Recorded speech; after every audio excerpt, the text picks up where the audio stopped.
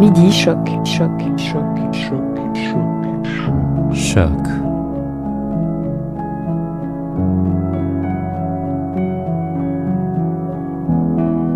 Avec Anne Lonto. Avec Anne Lonto. Bonjour chers auditeurs, aujourd'hui nous accueillons Madame Valérie Labuissonnière-Ariza, docteure en neuropsychologie clinique de l'Université de Montréal. Madame Valérie Labuissonnière-Ariza, vous étiez la chercheuse postdoctorale junior de la recherche donnant lieu à l'article « L'association entre les pratiques parentales coercitives et l'anxiété par le fonctionnement du circuit de la peur chez les adolescents en bonne santé », une étude préliminaire du journal Biological Psychology.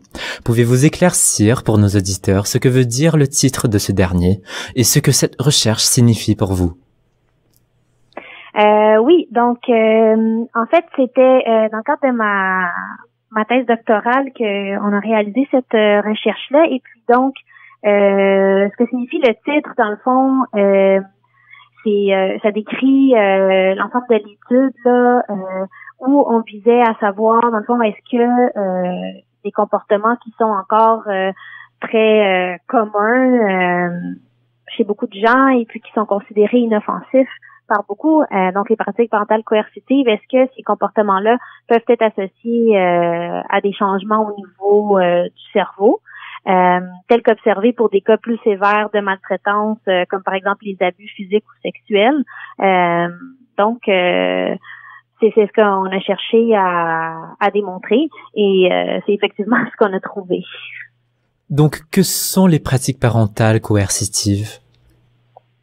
Oui, ben les pratiques parentales coercitives, c'est vraiment un ensemble de pratiques qui vont être un peu brusques ou rudes envers l'enfant, comme par exemple crier régulièrement après son enfant, utiliser les tapes pour le punir, les claques, les gifles, saisir par le bras de façon brusque.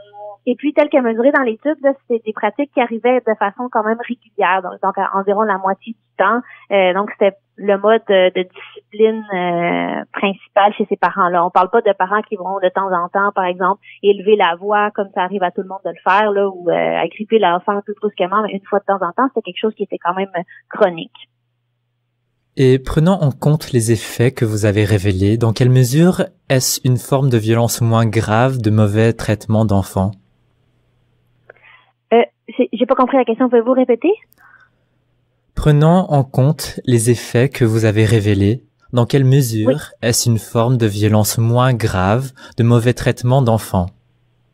Oui, ben en fait, c'est difficile. On peut pas comparer directement nos résultats avec ceux obtenus chez des populations qui avaient été victimes d'abus, parce que pour faire ça, il faudrait vraiment inclure dans la même étude des enfants qui ont vécu de l'abus et des enfants qui ont vécu des pratiques parentales coercitives, analyser ces données-là ensemble et voir s'il y a des différences au niveau du cerveau.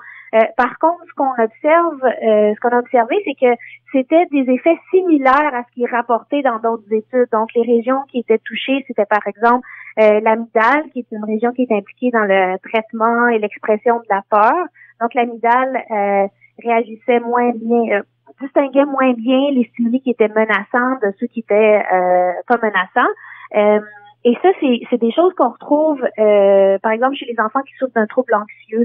C'est des résultats aussi qui sont similaires à ce qu'on retrouve chez les enfants victimes d'abus. Où on voit aussi des différences au niveau du fonctionnement de l'amygdale. On a aussi trouvé des différences dans la connectivité fonctionnelle de l'amygdale avec d'autres régions. Et c'est aussi des choses qui ont été rapportées dans des études auprès d'enfants qui avaient vécu d'autres types de maltraitance plus sévères. Mais c'est impossible de comparer directement puis de savoir est-ce que les effets sont pires. Ce qu'il faut dire aussi, c'est que nos enfants étaient psychiatriquement sains, donc il n'y en avait aucun qui avait été victime d'abus, puis il n'y en avait aucun qui avait un trouble de stress post-traumatique. Donc, on peut penser qu'effectivement, c'est pas la même chose là. Un enfant qui est battu versus un enfant après lequel on crie souvent, là, c'est pas la même chose. Sauf qu'on peut voir qu'il y a quand même des effets qui sont similaires, donc ça laisse croire que c'est pas aussi inoffensif qu'on le pense. Donc ces effets similaires, est-ce vraiment juste dans un aspect neurologique ou est-ce qu'il y a des similarités dans l'aspect comportemental aussi? Eh bien, si je me fie à la littérature, encore une fois, ce qui a été fait avant notre étude, il y a effectivement des risques accrus chez les enfants qui ont vécu de la coercition parentale chronique. Il y a des risques accrus de développement de troubles anxieux, de dépressifs, de suicides qui peuvent durer jusqu'à l'âge adulte. Ce qui est aussi retrouvé chez les enfants qui ont été victimes de maltraitance. Encore une fois, je pense que les risques sont pas les mêmes. Par exemple, chez les personnes qui ont été victimes d'abus, on va retrouver souvent des troubles de stress post-traumatique. Je pense que c'est pas le cas chez des enfants qui ont pas vécu de la maltraitance, mais qui ont eu des parents qui sont coercitifs. Mais pour ce qui est de la dépression, de l'anxiété, on voit effectivement qu'il y a des risques. Là, encore une fois, je peux pas comparer. Je pense qu'il y a quand même toute la sévérité des pratiques qui a un impact aussi. Là. On parle pas ici de nos enfants n'ont pas été battus ou rien, donc je pense que quand même les effets sont pas aussi importants, mais il y a des effets. Pourquoi, selon vous, ces comportements d'éducation hostiles sont-ils encore considérés comme acceptables et très répandus? La bonne nouvelle, c'est qu'ils sont de moins en moins répandus. Donc, à chaque fois qu'on prend des mesures de ça, quand le temps avance, ils sont de moins en moins populaires. C'est difficile pour moi de répondre à cette question-là. Pourquoi est-ce qu'il y a certaines personnes qui cautionnent ces comportements-là? Je pense qu'il y a une part qui a à voir avec l'éducation que ces personnes-là ont reçue. Donc, j'entends souvent les commentaires des gens qui disent oui, mais moi, dans mon enfance, ça se passait comme ça, la strap ou mes parents, ils m'en ont donné des taloches, puis je m'en suis bien sortie, je suis bien éduquée. Donc, je pense qu'il y a beaucoup ça. Donc, on se fie à notre expérience personnelle. Puis, ce qui est important de dire, c'est que oui, les pratiques parentales coercitives augmentent les risques de dépression, d'anxiété à l'âge adulte et peuvent être associés à des changements dans le cerveau, ou sembleraient peut-être être associés à des changements dans le cerveau, mais c'est des risques. Donc, c'est pas une causalité. Donc, c'est la même chose que si je vais dans un pays étranger où il y a une maladie, comme si je vais au Brésil, j'ai des risques accrus d'attraper du Zika que si je reste au Québec, mais est-ce que je vais l'attraper nécessairement? Non. Donc, je pense qu'il y a un... Pour revenir à la question, oui, je pense qu'il y a une part qui vient beaucoup des croyances culturelles ou éducationnelles des personnes qui font en sorte qu'elles vont plus accepter ces pratiques-là. Et les pratiques parentales coercitives sont-elles isolées à des punitions physiques ou sont l'humiliation en public, l'agression verbale aussi des éléments? Oui, dans notre étude, on regardait le fait de crier ou gronder l'enfant de façon répétée. Donc oui, c'est considéré ce qu'on appelle la violence psychologique mineure. Donc, par exemple, insulter l'enfant, tout ça, on l'a pas mesuré, mais c'est effectivement considéré comme des pratiques parentales coercitives. Mais encore une fois, il faut distinguer aussi avec l'abus psychologique. Donc, si c'est quelqu'un, par exemple, qui va constamment humilier son enfant, le faire sentir comme un moins que rien, là, je pense qu'on n'est plus dans la coercition, on est rendu vraiment dans l'abus psychologique et ça, c'est clairement c'est encore plus grave, là. Je veux dire, ça, c'est un cas de DPJ, là. Mais donc cette division est très mince entre l'abus et ces pratiques parentales coercitives. Oui, oui, en fait, je pense que c'est une question auquel, par exemple, les intervenants de la DPJ sont confrontés régulièrement. Est-ce qu'on va retirer l'enfant de ses parents parce que ses parents lui ont donné une fessée? Tu sais, je pense que les critères pour les différencier, je pense qu'ils sont pas clairement définis. Je pense qu'il y a beaucoup, on va parler, est-ce qu'il y a des marques physiques, est-ce que ça constitue de l'abus, mais au plan psychologique, c'est sûr que c'est difficile là, de bien distinguer, là. Mais donc moi j'ai souvent vu disons un enfant qui est en train de pleurer dans un supermarché et puis les parents disent regarde, il y a des gens qui est en train de te regarder. Est-ce que ça serait considéré comme une pratique parentale coercitive? J'imagine que ça dépend du ton de la personne, mais de la façon dont vous l'avez formulé, ça me semble pas une pratique coercitive, ça me semble plutôt de montrer à l'enfant que son comportement peut avoir un impact sur les autres. C'est sûr que si le parent est en train de crier puis lui dit regarde, t'as l'air d'un épais, tu fais un fou de toi devant tout le monde, ok, là c'est des insultes, là ça appellerait ça plus coercitif, mais si on lui dit seulement regarde, t'es en train de crier, tu déranges tout le monde dans la file, moi je pense que c'est une intervention qui est tout à fait appropriée, là. Mais donc, avec cet deuxième exemple que vous venez de nommer ou de démontrer, cela nécessite un peu un contexte sociétal. Et donc, dans quelle mesure sont ces pratiques isolées à un contexte familial? Peuvent-elles aussi se retrouver à l'école? C'est une très bonne question. Je pense que oui. Je pense qu'à l'école, un enfant qui se ferait probablement tout ce qui est niveau punition corporelle, je pense que ça serait jamais toléré dans une école, là.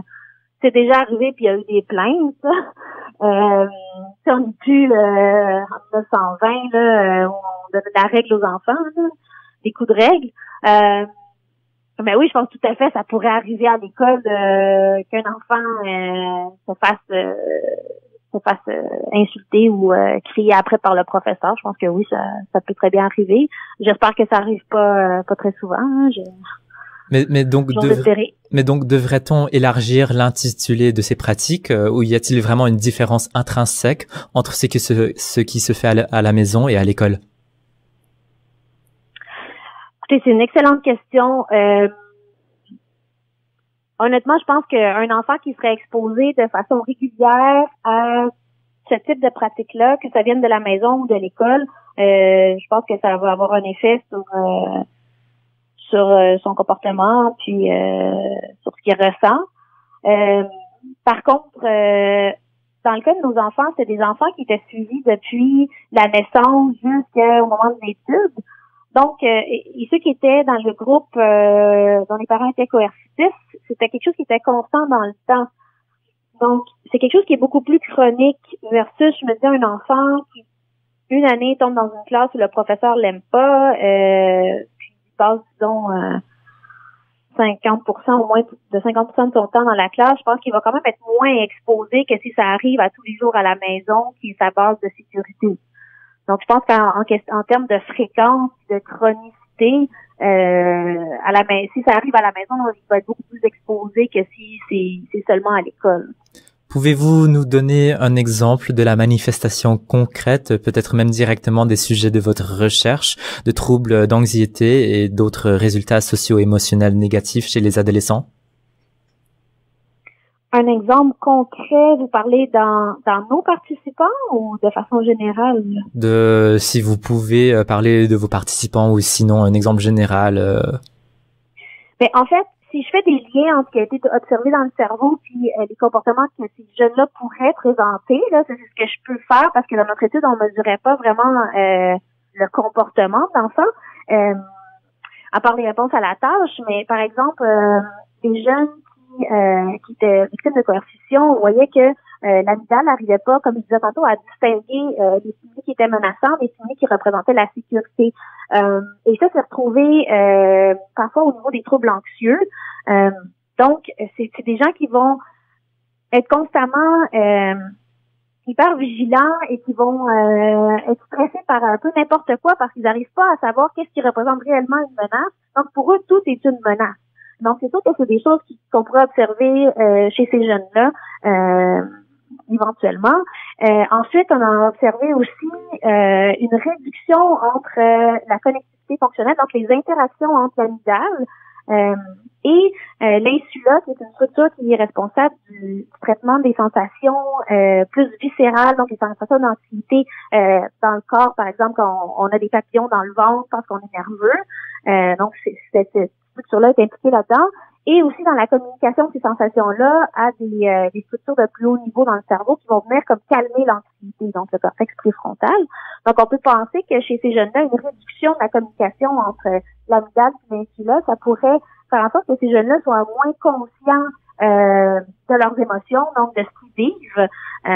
Et ça pourrait éventuellement avoir un impact sur, par exemple, le traitement de l'anxiété, donc s'ils développent un trouble anxieux, parce que avoir une bonne conscience émotionnelle, c'est quelque chose qui est quand même très important en thérapie. Donc, pouvoir identifier quand est-ce qu'on est nerveux, quand est-ce qu'on est anxieux. Puis finalement, on a aussi observé que l'anxiété, donc on regardait aussi l'effet des niveaux d'anxiété chez les enfants. Donc l'anxiété se manifestait différemment dans le cerveau selon que l'enfant avait ou non été victime de coercition. Donc, s'il avait été victime de coercition, l'anxiété était associée à un certain patron cérébral. S'il n'avait pas été victime de coercition, l'anxiété était associée à quelque chose, un patron opposé. Donc, ça aussi, on pourrait penser que ça pourrait avoir un impact après sur le traitement, le choix du traitement, parce que c'est possible que ces jeunes-là ne réagissent pas de la bonne façon ou ne réagissent pas autant que des jeunes qui n'ont pas été victimes de coercition aux thérapies classiques là, pour le traitement de l'anxiété. Mais encore là, ça c'est toutes des spéculations parce que nous, on n'a pas fait de traitement. Puis ce qu'on a observé vraiment dans l'étude, c'est qu'est-ce qui se passe au niveau du cerveau lors de l'apprentissage de la peur, donc du conditionnement de la peur chez ces jeunes-là. Puis on a pu voir des différences entre les groupes, mais c'est ça qu'on a observé. Là, on n'a pas regardé d'autres choses au niveau comportemental. Mais donc justement, ces effets sont-ils permanents puisque vous parliez d'altération neurologique de circuits cérébraux ou sont-ils soignables soit à court terme par des médicaments ou à long terme par un changement complet des manières parentales? Ben ça c'est une excellente question, c'est quelque chose qui serait très intéressant à aller étudier. Donc ce qui serait bien, c'est d'observer par exemple ces jeunes-là ou un autre cohorte, ce qui va se passer une fois à l'âge adulte. Donc, actuellement, au moment de l'étude, ces jeunes-là n'avaient pas encore développé de troubles anxieux. Donc, ça serait intéressant de voir est-ce qu'il y en a certains qui vont développer le trouble et d'autres non, et qu'est-ce qui les distingue, et de voir justement si, par exemple, si ceux qui développent pas de troubles anxieux, s'ils vont avoir une normalisation, parce que là, c'est vraiment des changements au niveau des activations dans le cerveau et non au niveau de la structure. Et puis, dans certains cas, par exemple, il y a des études qui montrent que chez les gens anxieux, les gens qui ont un trouble de stress post-traumatique, la thérapie cognitivo-comportementale ainsi que la médication vont avoir un effet sur le fonctionnement du cerveau. Ils vont normaliser certaines différences qu'il y avait dans le cerveau. Donc, après le traitement, des fois, il y aura plus de différence entre un groupe contrôle de sujets sains et le groupe qui était anxieux. Donc, on voit que ces traitements-là ont réellement un effet. Donc, c'est quelque chose qui serait intéressant à explorer avec nos jeunes. Hein. J'ai vu dans votre méthode que vous avez utilisé des photos d'actrices ou quelque chose comme ça. Pouvez-vous un peu développer votre méthode? Oui, donc, c'est une tâche de conditionnement de la peur. Donc, dans ces tâches-là, ce qu'on fait, c'est qu'on enseigne aux jeunes à craindre, et là je dis à craindre entre guillemets parce que ils n'ont pas réellement une grosse peur, là, sinon ça passerait jamais à l'éthique, mais donc on leur apprend à craindre une des deux actrices, donc on leur présente deux photos de visage neutre de deux actrices, et une des deux actrices donc elle est appariée dans 50% des présentations avec une photo de la même actrice qui a une expression de peur et un cri de peur. Donc, on présente d'abord le visage neutre. L'enfant doit répondre s'il a peur et à quel point il a peur, ou il est nerveux, je pense que c'est ça la question, sur une échelle de 1 à 5. Et une fois qu'il a répondu, dans 50% des présentations, on suivait tout de suite la présentation du visage neutre par une présentation d'un visage effrayé, avec un cri de 90 décibels, donc c'est un cri qui était assez fort, un cri de peur. Et l'autre actrice qui servait de stimulus contrôle, elle est jamais suivie par le cri. Donc les jeunes, ce qu'on s'attend à observer, c'est qu'il y a une augmentation de la crainte lorsqu'ils voient l'actrice qui a été associée avec le cri et le visage de peur. Et c'est effectivement ce qu'on a observé chez l'ensemble de nos jeunes. Mais c'est quand même assez subjectif, non? Un visage neutre pourrait paraître comme joyeux ou justement effrayé. Et sinon, comment distinguer entre l'effroi et aussi l'excitation?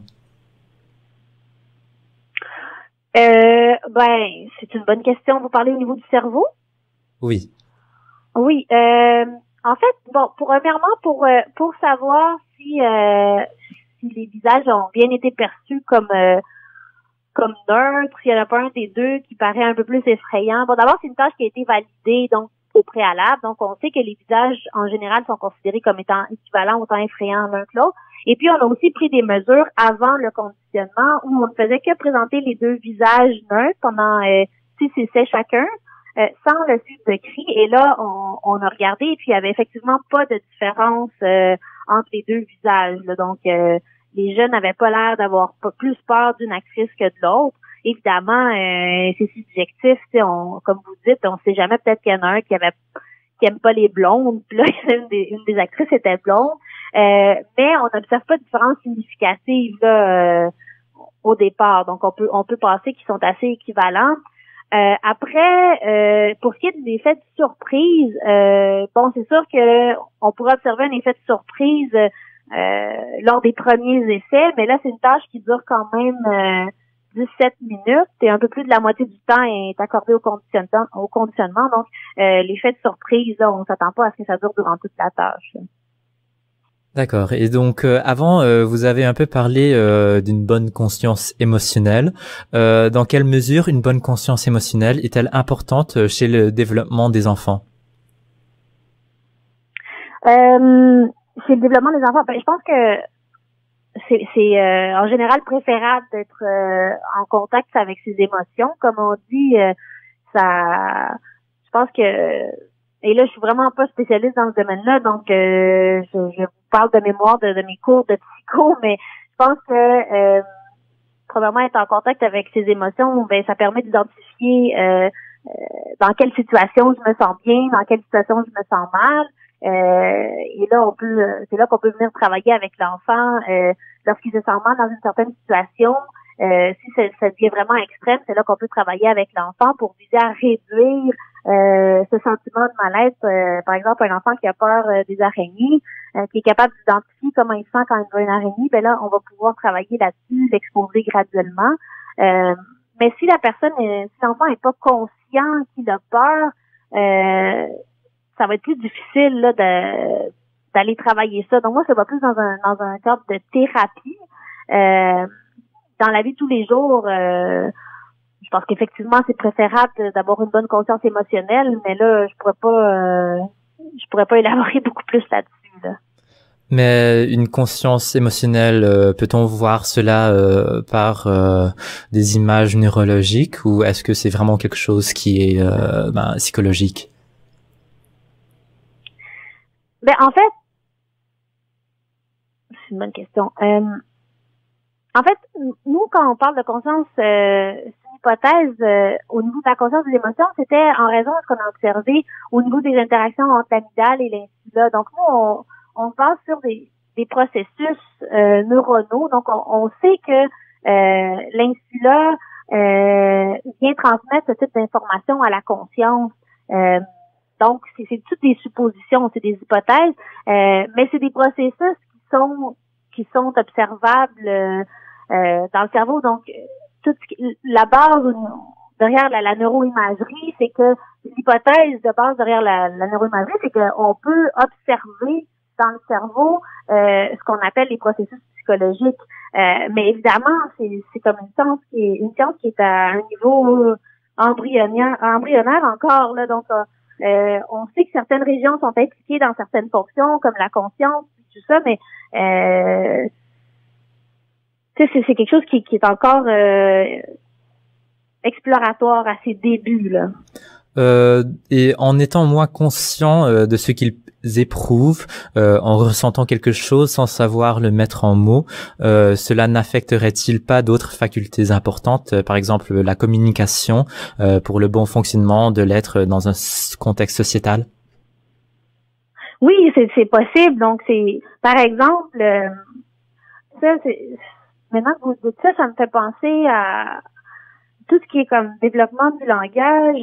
Les enfants, quand ils sont tout petits, quand ils sont dans le fameux Terrible 2, c'est souvent des enfants qui ont encore de la difficulté à exprimer leurs émotions puis à mettre en mots ce qu'ils ressentent. Donc, ça va ressortir de façon un peu chaotique, là, de la colère, des crises de colère, des pleurs, une crise par terre, là, des crises de bricune.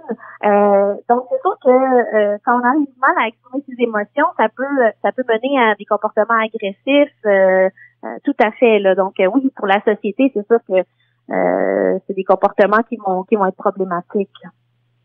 Et donc vous avez parlé de ces différentes parties du cerveau.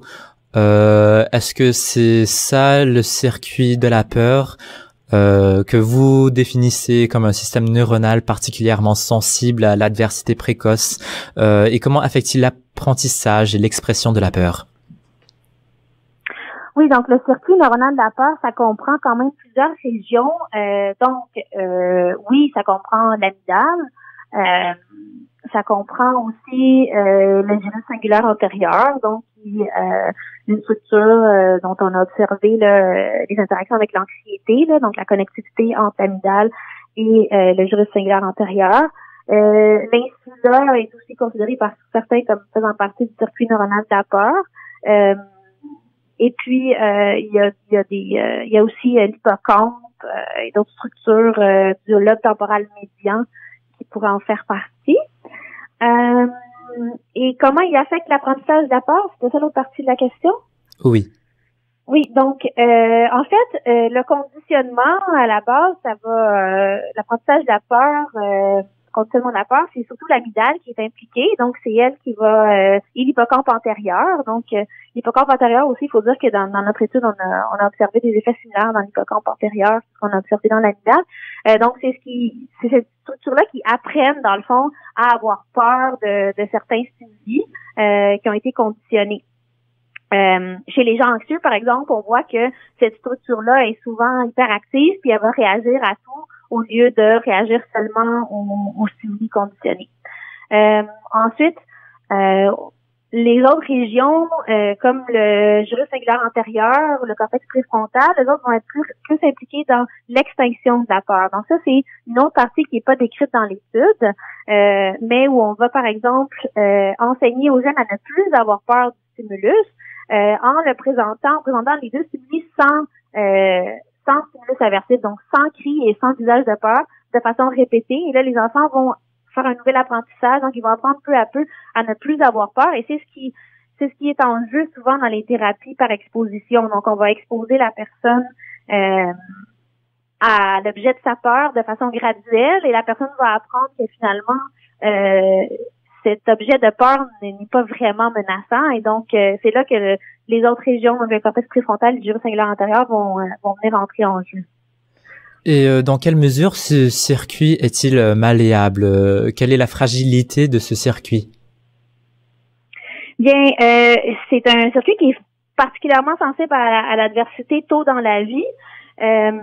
Donc, il y a plusieurs études qui ont démontré que tant chez l'homme que chez l'animal, que par exemple la maltraitance ou la négligence sévère tôt dans la vie, ça fait en sorte qu'il y a des changements même au niveau structurel, donc pas juste des activations, mais au niveau de l'hippocampe, de l'amygdale, il va y avoir des changements dans la grosseur, par exemple, et puis certains de ces changements-là pourraient être permanents, mais au niveau des activations, comme je disais tantôt, il y a quand même pas mal d'études qui montrent que la thérapie pourrait avoir une influence, que ces effets-là pourraient être réversibles. Au niveau de la structure, je suis moins familière avec la littérature, donc je pourrais pas répondre à cette question-là. Et les pratiques parentales coercitives sont-elles donc des agents de désensibilisation pour ce circuit? Des agents de sensibilisation? Des agents de désensibilisation. Qu'est-ce que vous voulez dire? Je suis pas sûre de comprendre la question. Désensibilisation des émotions, de la peur. Vous voulez dire comme des pratiques parentales qui seraient positives, si ça viendrait... Non. Donc, ces pratiques parentales coercitives que vous avez précédemment évoquées, oui? Sont-elles donc des agents qui désensibiliseraient ce circuit face à justement ces émotions de la peur? Je pense plutôt que ça serait un effet inverse, donc chez des enfants qui vivent ce type de pratique-là, ils pourraient être plus sensibles aux menaces. Donc, pour eux, tout semble être menaçant au lieu de que ce soit l'inverse. Et encore là, ça pourrait être aussi en sens inverse, donc peut-être que rien ne leur semble menaçant.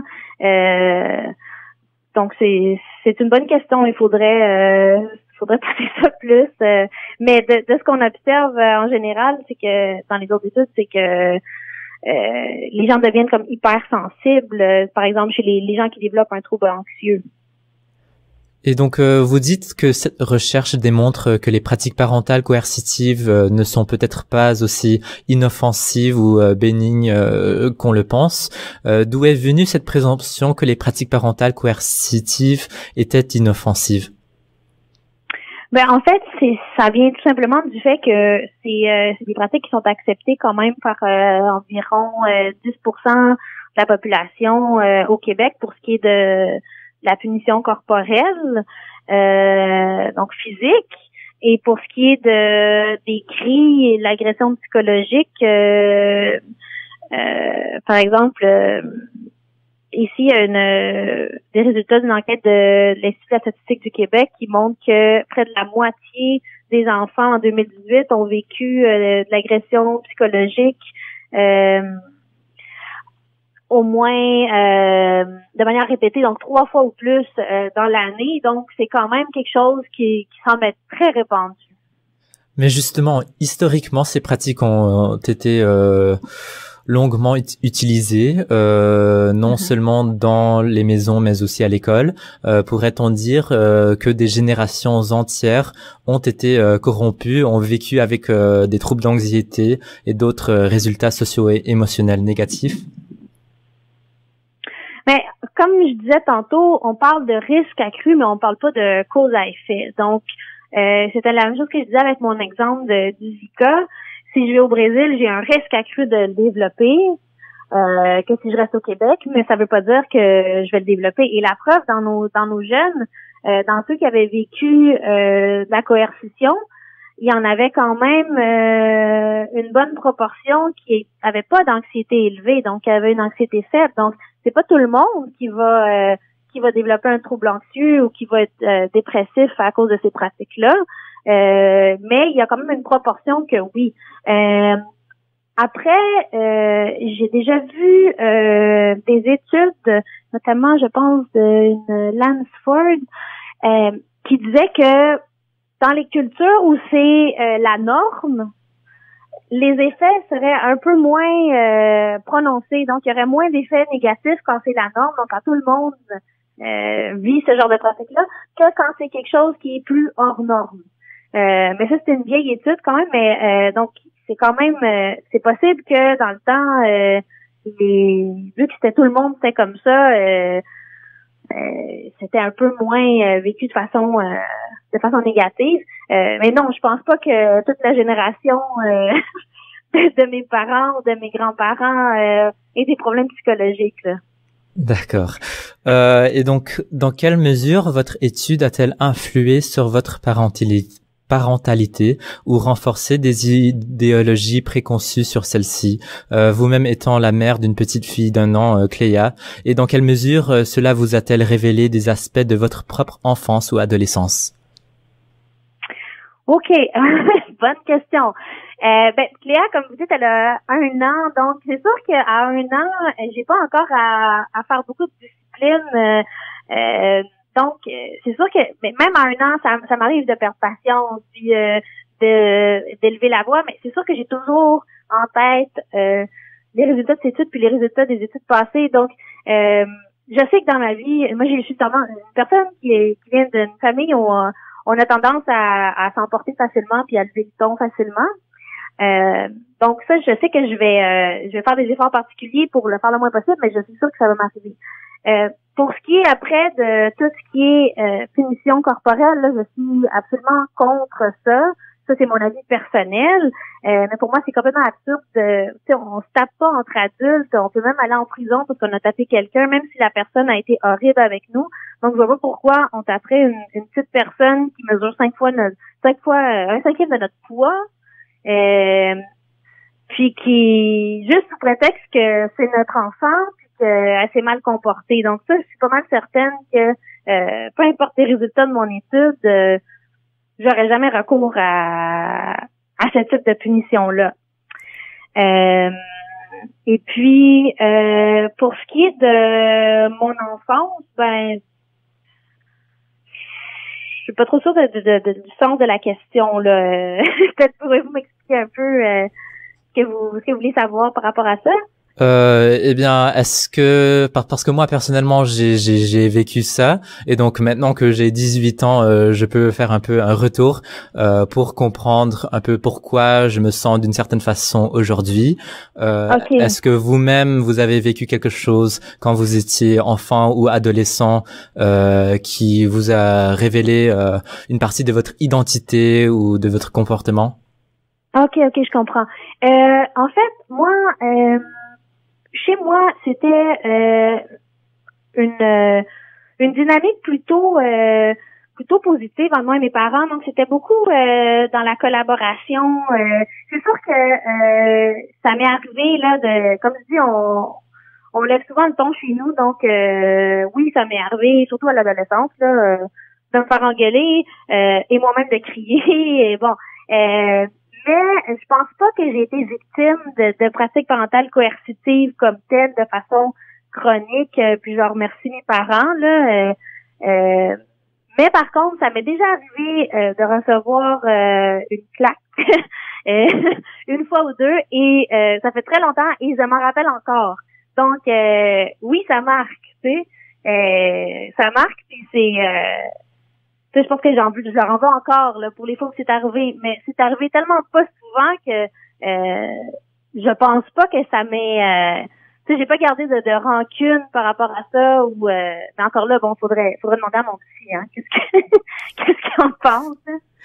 D'accord. Quel message voulez-vous donner aux parents si ce n'est pas justement de les culpabiliser? Bon, alors oui, donc comme j'ai répété à plusieurs reprises, ça arrive à tout le monde de lever le ton et de s'emporter. Voilà, donc c'est pas le but de culpabiliser. Ensuite, chacun élève son enfant comme il peut. C'est pas tous les enfants qui sont faciles. Il y en a qui sont beaucoup plus difficiles que d'autres. Donc, il y a des enfants qui demandent beaucoup plus de travail sur soi-même pour pas réagir comme ça. Mais ce que j'aimerais dire, c'est que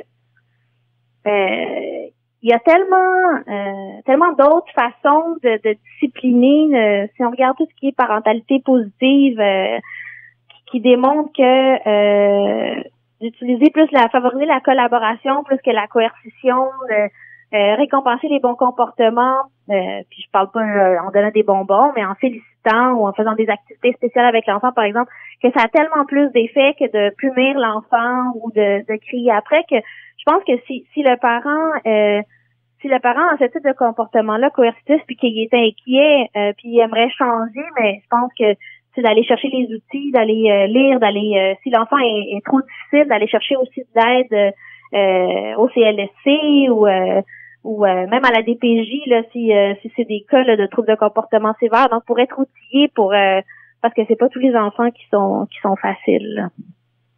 Y a-t-il un certain âge où après c'est trop tard pour justement changer son comportement? Je pense pas. Je pense qu'il y a toujours moyen de changer. Puis même s'il y a des dommages qui sont faits, je pense que le fait de changer de comportement, je pense que ça ne peut qu'aider. Il y a aussi je pense qu'il y a aussi des choses à prendre en compte tout ce qui est l'aspect de la relation parent-enfant. Tu sais, si la personne comme ce que je dis, bon, chez nous on s'engueulait souvent, mais on était, tu sais, moi je suis très proche de mes parents, mais surtout ma mère, puis on avait une bonne relation. Ma mère a toujours été là pour moi, on avait des bonnes discussions, donc je pense qu'il y a quand même des choses qui viennent modérer les effets des pratiques parentales coercitives. Donc, je pense que tous les comportements positifs du parent envers son enfant peuvent avoir une bonne influence, peu importe l'âge auquel l'enfant soit rendu. Votre étude a-t-il changé la perception de certains qui vous sont proches?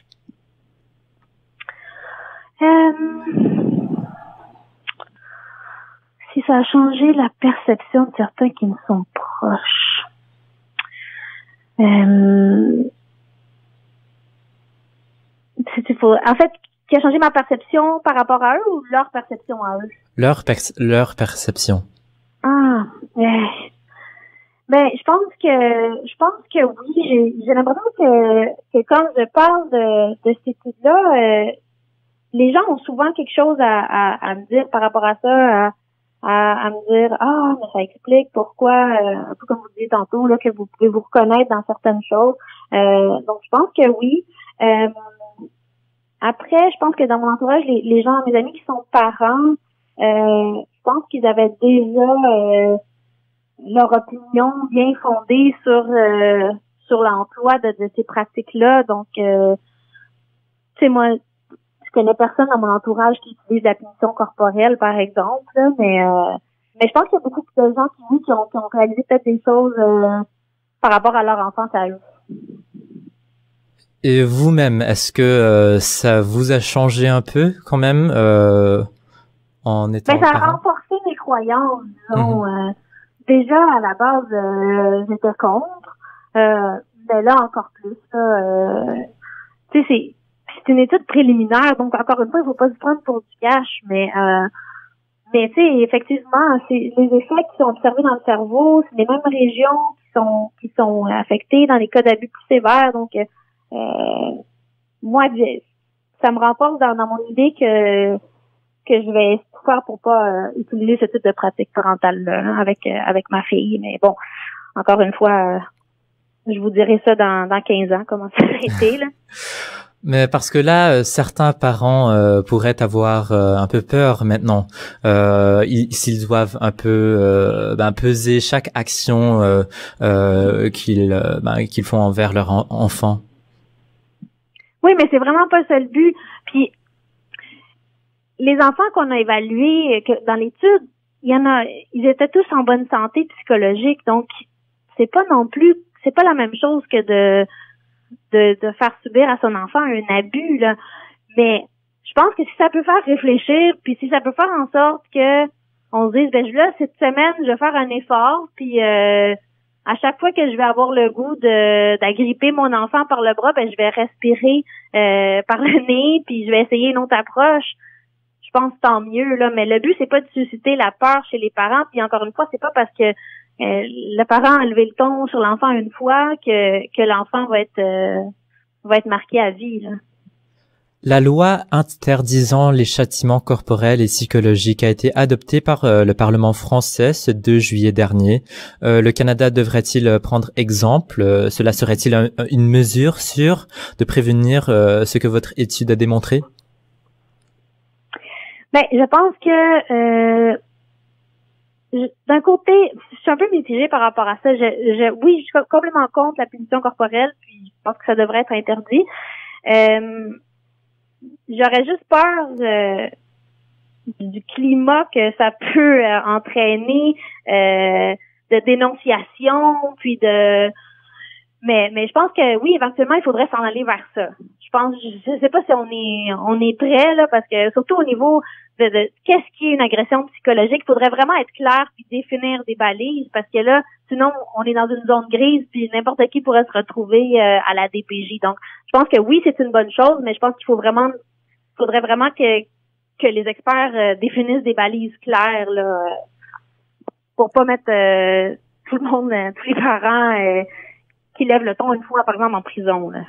Mais ce climat dont vous parlez, n'est-il pas déjà arrivé? Par exemple, les services sociaux, s'ils voient ou s'ils entendent que quelqu'un a vu le parent frapper l'enfant, là, ils interviennent?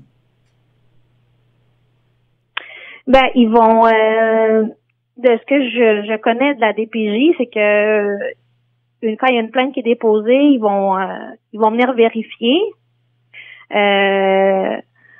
Puis ils vont décider si la plainte est fondée ou non.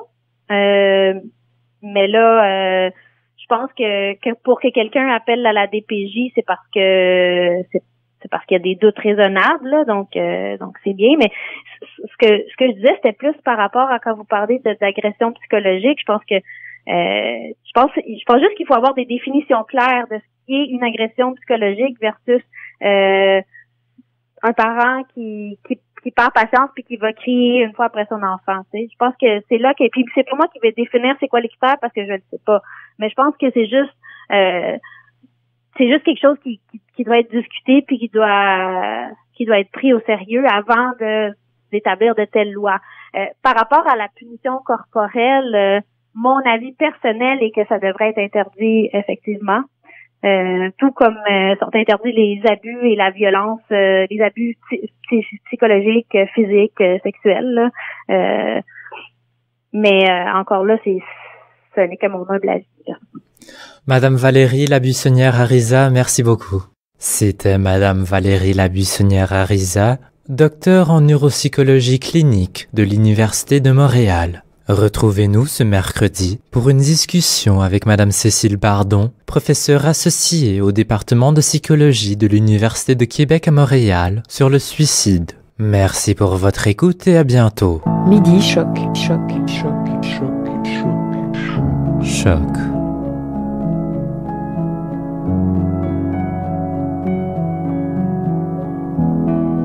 Avec Anne Lonto. Avec Anne Lonto.